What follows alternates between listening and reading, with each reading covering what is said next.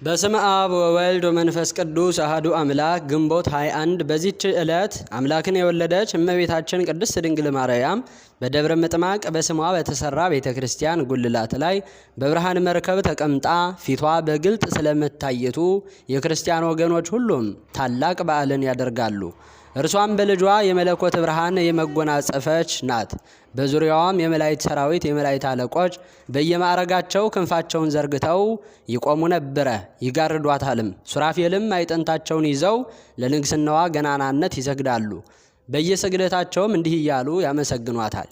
አብ በሰማይ ሆኖ ተመለከተ፣ እንዳንቺ ያለ አላገኘም። አንድ ልጁን ልኮም ካንቺ ሰው ሆነ። ሁለተኛም ሰማዕታት በየማዕረጋቸው ረቂቃን በሆኑ ፈረሶቻቸው ተቀምጠው እየመጡ መጀመሪያ ቅዱስ ጊዮርጊስ ከአምባ ላይ ፈረሱ ወርዶ ይሰግድላታል። እንዲህም ባልንጀሮቹ ሰማዕታት መጥተው ይሰግዱላታል።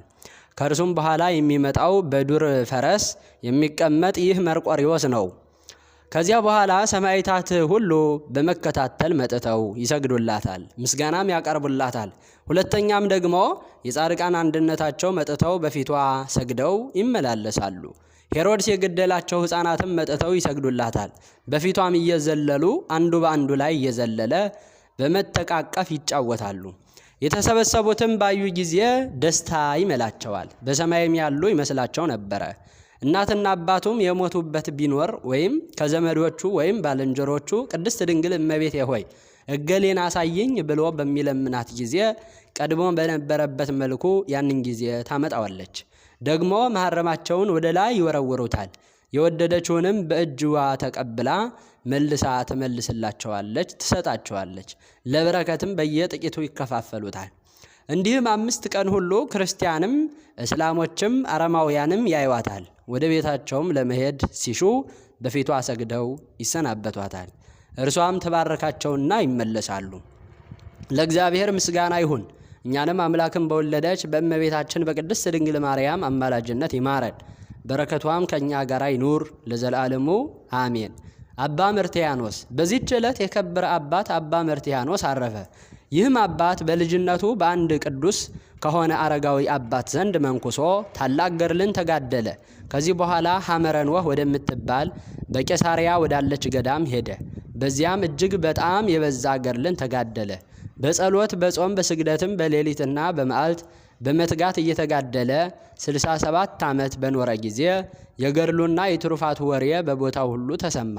እነሆ አንዲት በክፉ ስራዋና በዝሙቷ የታወቀች ኃጢአተኛ አመንዝራ ሴት ሰማች። ጽድቁንና ቅድስናውን በመናገር የሚያመሰግኑትን እንዲህ አለቻቸው፣ እናንተ ታመሰግኑታላችሁ፣ እርሱ የሚኖረው በዱር ነው፣ የሴት ገጽ ከቶ አያይም። እኔን ቢያይ ድንግልናውን አጥፍቼ ቅድስናውን ባረከስኩበት ትርህምቱንም ባፈረስኩበት ነበረ። እነርሱ ግን ጥንክርናውን ስለሚያውቁ ተከራከሯት። ስለዚህም በመካከላቸው ክርክር ሆነ። ሂጄ ከኔ ጋራ በኃጢአት ብጥለው ምን ትሰጡኛላችሁ አለቻቸው። ገንዘብ ሊሰጧት ተስማሙ። ያን ጊዜ ተነስታ ጌጦቿን ልብሶቿንና ሽቶዎቿን ያዘች። መልኳም እጅግ ውብ ነበረች። ፊቷንም ተከናንባ ጨርቅ ለብሳ ወደ በዓቱ ሄደች። ልብሷንና ጌጦቿንም ለብቻቸው በከረጢት አስራ ያዘች። ከበዓቱም ቅርብ በሆነ ቦታ ተሰውራ እስከሚመሽ ቆይታ የበዓቱን ደጃፍ አንኳኳች። አራዊት እንዲበሉኝ በውጭ አትተወኝ፣ እኔ መጻተኛ ነኝና መንገድንም ተሳስቼ ወደዚህ ደረስኩ አለችው። እርሱም በልቡ አሰበ፣ በውጭ ብተዋት አራዊት ይበሏታል፣ ባገባት ስለ እርሷ ጦር በእኔ ላይ ይነሳብኛል አለ። ከዚያ በኋላ ከፈተላት። በዚህችም በዓት ውስጥ ትቷት ወደ ሌላ ቦታ ፈቀቅ አለ። እርሷ ግን ልብሷን ለብሳ ጌጦቿንም ተሸልማ ሽቶዎቿን ተቀብታ ወደ እርሱ ገባች። ከእርሷ ጋራም እንዲተኛ ፈልጋ ከዚህ ማንም የሚያየን የለም አለችው። ቅዱሱም የሰይጣን ማጥመጃው እንደሆነች አውቆ ጥቂት ታገሽኝ አላት። መንገድን ስትታይ እግዚአብሔር የማንፈራው ከሆነ እንደኛ ያሉ ሰዎችን ላንፈራቸው ይገባናል አላት። ይህንንም ብሎ ከእርሷ ዘንድ ወጣ። ታላቅ እሳትም አንድዶ እግሩን ከውስጡ ጨመረ። ነፍሱንም የሲኦልን እሳት የምትችይ ከሆነ ኃጢአትን ስሪያ ይላታል። በዘገየ ጊዜ ወደ እርሱ ሄደች። በእሳት ውስጥም እግሩን ሲያቃጥል አይታው እጅግ ደነገጠች። ከእሳትም ውስጥ ጎትታ አወጣችው። ልቧም ወደ ንስሐ ተመለሰ። ልብሷንም ጌጦቿንም ከላይ አውጥታ ጣለች። ከእግሩ በታች ሰገደች። ስለ እርሷ ድህነትም እንዲረዳት ለመነችው። እርሱም ይህ ዓለም ፍላጎቱ ሁሉ ኃላፊ ጠፊ እንደሆነ ያስተማራትና ይመክራት ልብም ያስደርጋት ጀመረ። እርሷ በጨከነ ልብ ንስሐ ገባች። ከዚያ በኋላ በአንድነት መኖር አግባብ አይደለም ብሎ ወደ ደናግላን ገዳም ወሰዳት። ተጠብቃትም ዘንድ እመምኔቷን አደራ አላት። በቀረው ዕድሜዋም በገድል ተጠምዳ እግዚአብሔርን አገለገለችው። ወደ በጎ ሽምግልናም በደረሰች ጊዜ የመፈወስ ሀብትም አድሮባት ብዙዎቹን በሽተኞች አዳነች። የከበረ አባት አባ መርትያኖስም ግን ሌላ ሴት እንዳያመጣበት ፈርቶ በበረሃ መካከል ወዳለች ደሴት ገብቶ በዚያ የሚኖር ሆነ። አንድ ባለታንኳ የእጅ ስራውን እየሸጠ ምግቡን ያመጣለት ነበረ። ከብዙ ዘመናትም በኋላ መርከብ ተሰብራ ስለሰጠመች አንዲት ሴትም በመርከብ ስባሪ ተጣብቃ አባ መርትያኖስ ወዳለበት ደሴት የባህሩ ማዕበል አደረሳት። ባያትም ጊዜ ደነገጠ፣ አደነቀም። ከእርሷ ጋራም በአንድነት ስለመኖሩም አዘነ። የእግዚአብሔርንም ቃል አስተምሮ የምንኩስና ልብስ አለበሳት። ምግቧንም አዘጋጀላትና ለእኛ በአንድነት መኖር አግባብ አይደለም አላት። ያንንም ደሴት ትቶላት ወደ ባህሩ ተወርውሮ ገባ። አንበሪም ተሸክሞ ወደ የብስ አወጣው። 108 አገሮቹንም እስቲያደርስ በአገሮቹ ባሉ ገዳማት ሁሉ ከዚያች ቀን ጀምሮ የሚዞር ሆነ። በአንድ ቦታ እንዳይቀመጥ አስቦ ነው። ከዚያ በኋላ የእረፍቱ ጊዜ እንደቀረበ አውቆ በበዓቱ ውስጥ ራሱን እስረኛ አደረገ። ኤጲስቆጶሱንም ጠርቶ ከመጀመሪያ እስከ መጨረሻ ገድሉን ሁሉ ነገረው። ኤጲስቆጶሱም ከጸጋው ገናናነት የተነሳ ደነቀ። ከዚህ አስቀድሞ የእግዚአብሔር መልአክ ለኤጲስቆጶሱ ስለ አባ መርትያኖስ ሥጋ እንዲያስብ ነግሮት ነበረ። ከዚያ በኋላ ነፍሱን በእግዚአብሔር እጅ ሰጠ። ኤጲስቆጶሱም በታላቅ ክብር ገንዞ ቀበረው። ያችን ስም ሴት ግን እረፍቷ ቀን ባለ መርከብ የሚጎበኛት ሆነ። ባረፈችም ጊዜ ሥጋዋን እንደ በረዶ ነጥቶ አገኛት።